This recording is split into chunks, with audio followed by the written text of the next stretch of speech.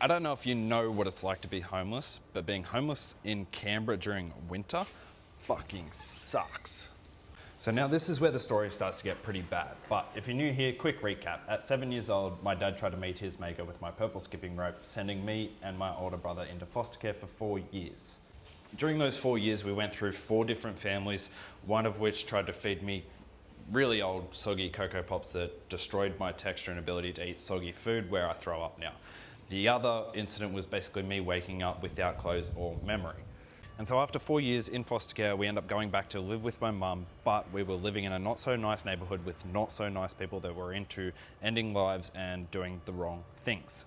So after being back with my mum for a little bit, she sends me to live with her family friend because one of 2 reasons. I don't know why, but either 1, they couldn't afford to feed me, or 2, it was starting to get too violent around our home, and so they sent me to live with someone else. Being homeless during Canberra winter is fucking shit. It'll make you want to do unspeakable things. And the way we end up homeless was basically because my brother and mum constantly got into DV arguments and just led to one thing after another.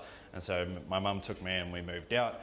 We would go from train station to train station, bus stop to bus stop. And if you know those blue and red striped Vinnie bags, I would drag that full of my clothes. So whoever created those bags made those things indestructible back then, and they would not rip. I would drag them for kilometers at a time.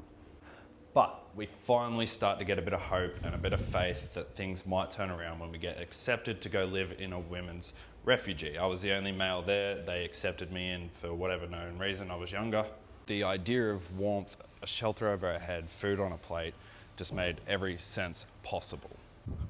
However, at this time, you got to put this in perspective for my mum, who's just fought drugs, got her kids back, had her son pushed away again, got us back, got into DV cases with my older brother, been homeless, got off drugs, still drinking, still smoking, but fought through all of that.